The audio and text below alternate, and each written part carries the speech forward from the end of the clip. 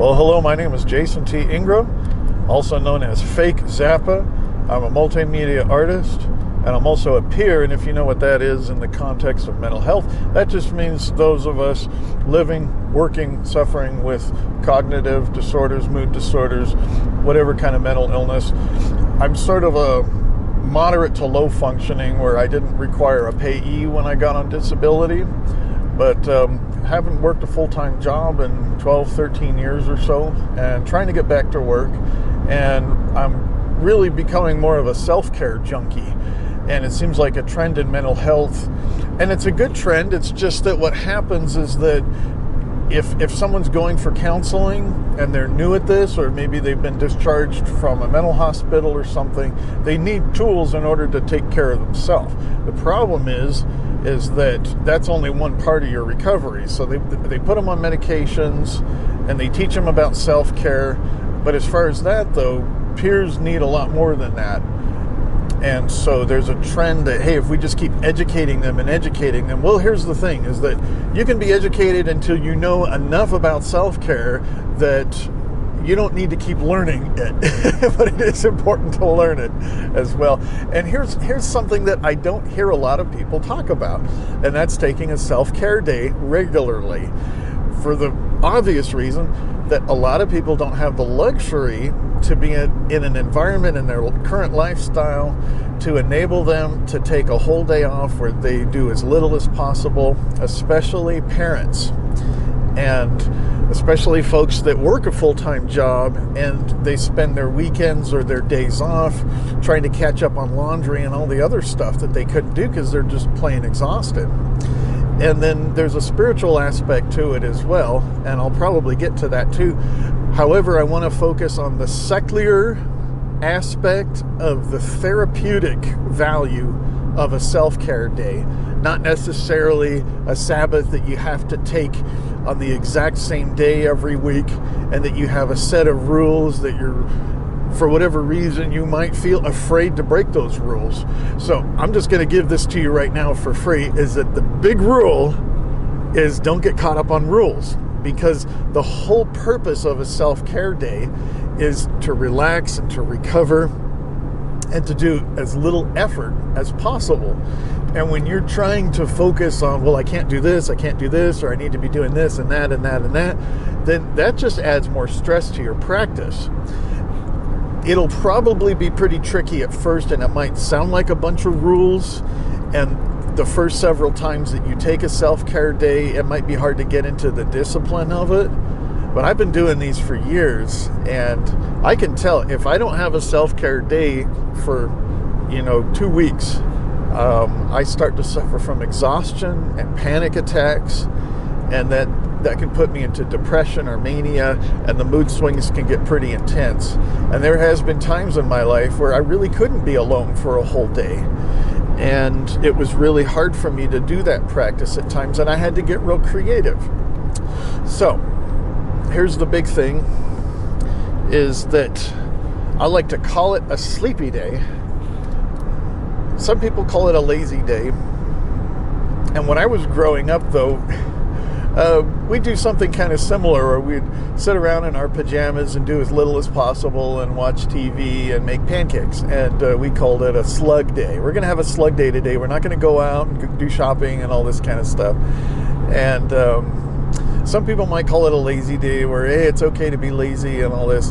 And I just don't want to call something that I do that might have some kind of self-demeaning connotation to it, because it could end up undermining your self-esteem. Not a big deal, but that's why I like to call it a sleepy day, because I'm sort of in this eternal grogginess.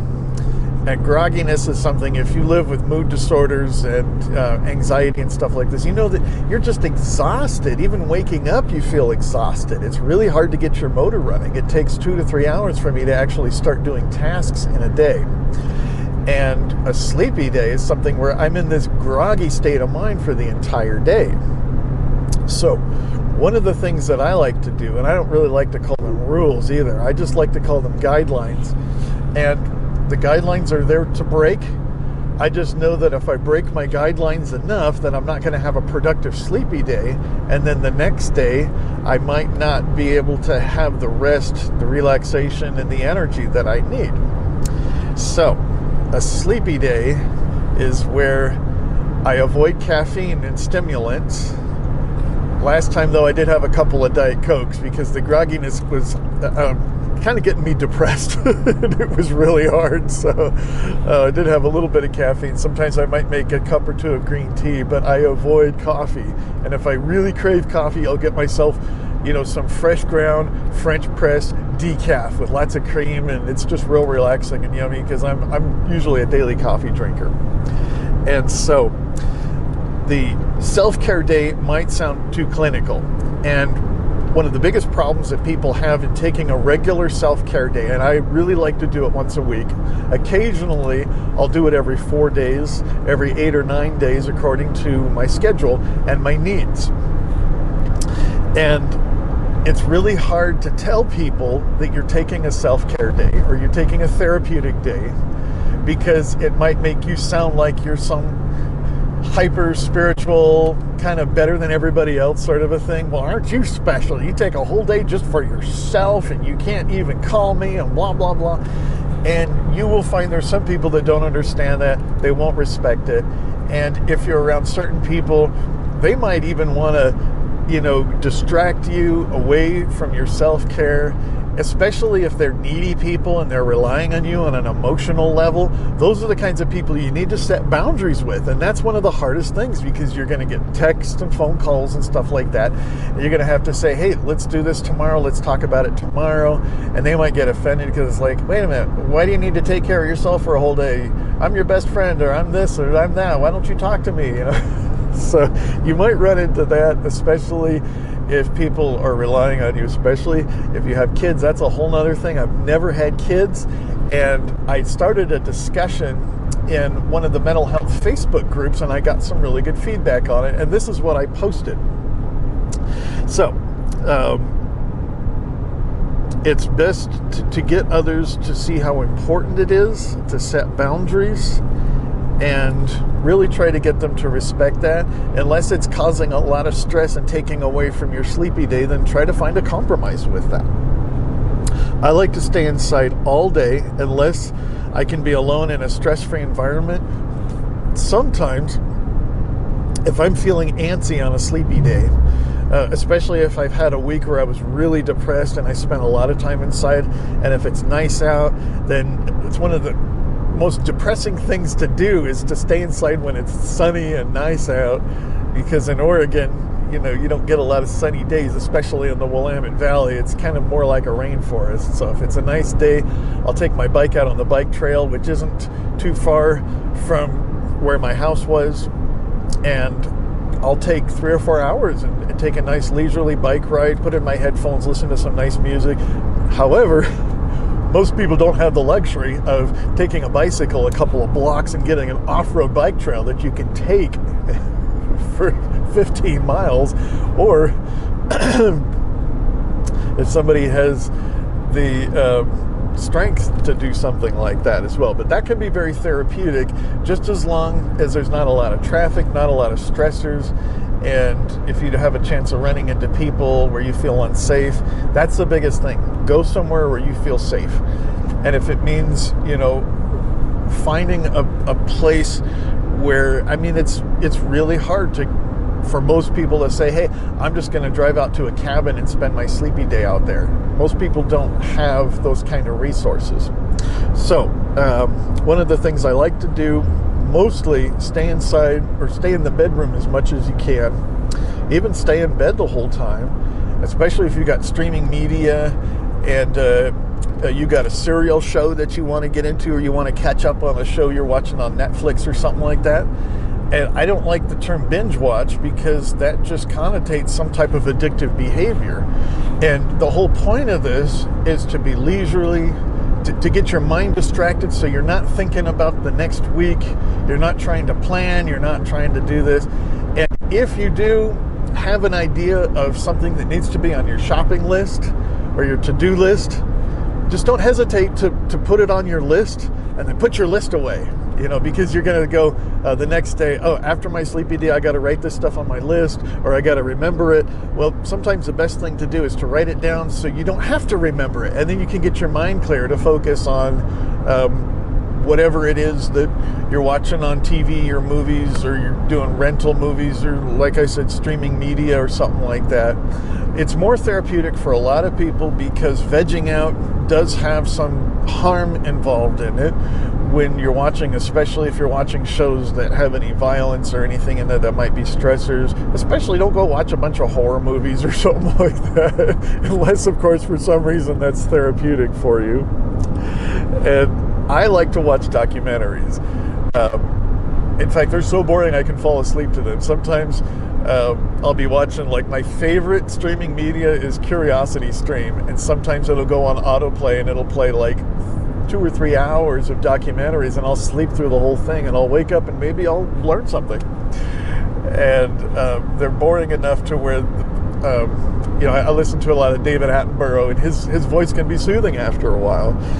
And if it's not too much effort, sometimes it's good to do some art therapy, unless it's stressful, because there's a lot of people that have like an eternal creative block, and they've tried art therapy and they get around these people and they judge themselves, my art's not good enough.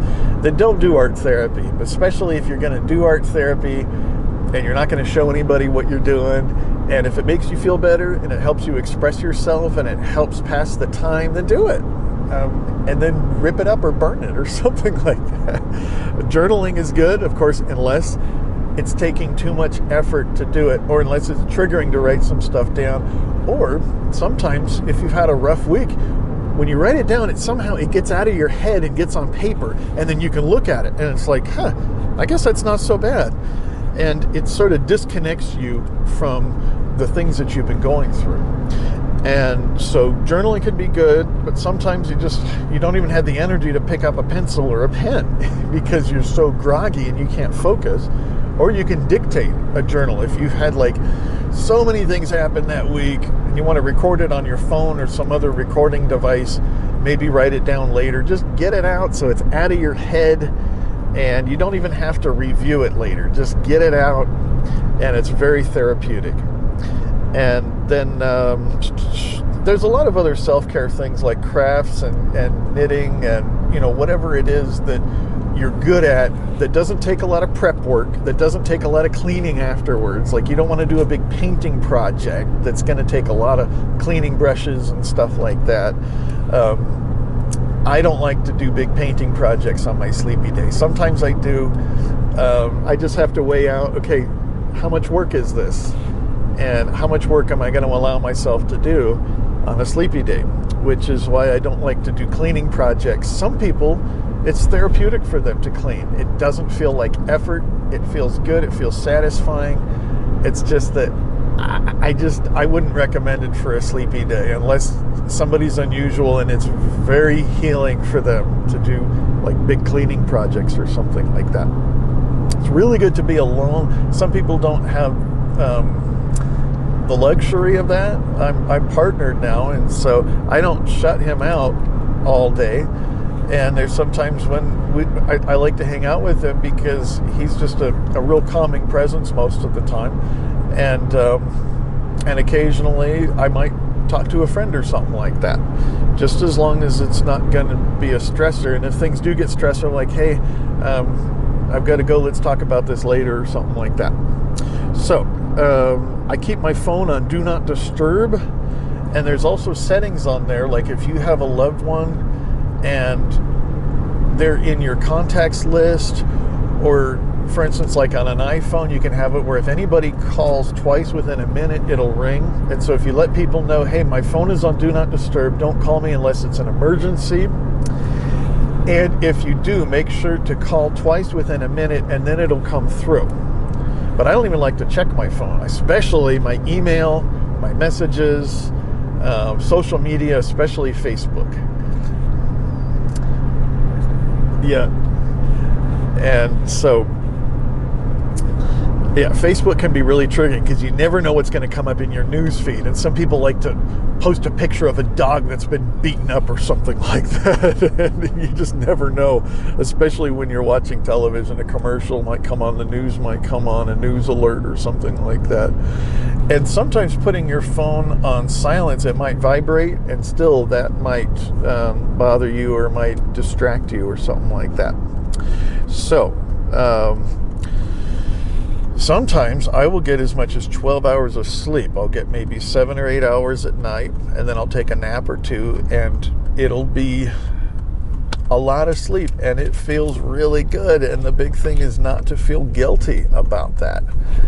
And if you feel guilty, then that's something you need to kind of cope with and deal with, because a lot of people that have had this I've got to do something 7 days a week kind of mentality, if you're dealing with a mental illness, especially if you're dealing with stress, that will literally make you sick. It will cause physical problems if you don't allow yourself to have that much rest.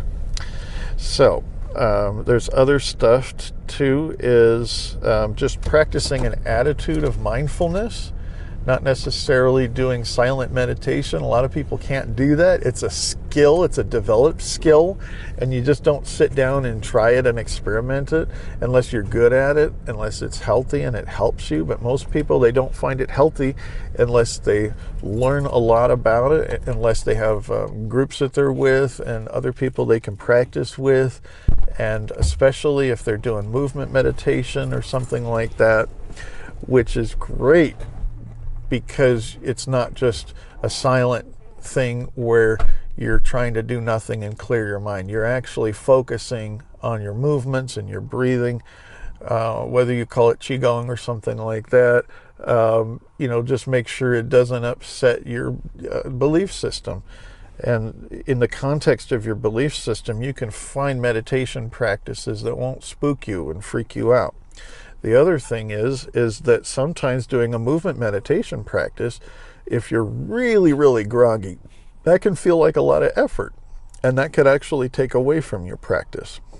So sometimes it's good to schedule your sleepy day. I often, not so much lately though, but there's some times when my schedule is full, like 7 days a week, and I have to look at my schedule and say, oh, my weekend is full, so Thursday I can move this meeting over, and I will put it on my calendar, sleepy day, all day. And I will tell people, don't call me this day, or just leave a message or something like that. And know that your self-care is more important than making everybody in your life happy. And you will make them miserable if you don't take care of yourself anyways. So it is a really good idea to have some discipline, as long as, like I said, as long as it's not stressing you out. So listening to music is one of the most therapeutic things. The music that calms you, that reaches you. It could be anything. Some people like to sleep to disco music. I've met a couple of guys that are like that. And then,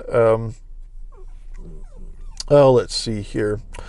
That's pretty much all the ideas I have for now. I think I might make another video about this. We're stopped at a rest area here at Government Camp, Oregon on Mount Hood, and we're taking a trip away from the travel trailer to put a canopy on the truck and do stuff like that. And I just haven't had time to do this video. I wanted to do a video about sleepy day stuff for a long time. And like I said, the most important rule is don't get caught up in rules. Do whatever works for you in order to get the most amount of rest that you can. And if you're living in a shared housing situation, or you're sharing a bedroom, especially if you've got kids or those dependent on you, you have to be creative and try to make sure that you can do whatever you need to do to take responsibility of those that you cannot neglect, at the same time making sure you get as much rest as you possibly can. So thanks, fakezappa.com, and feel free to contact me if you have any more questions.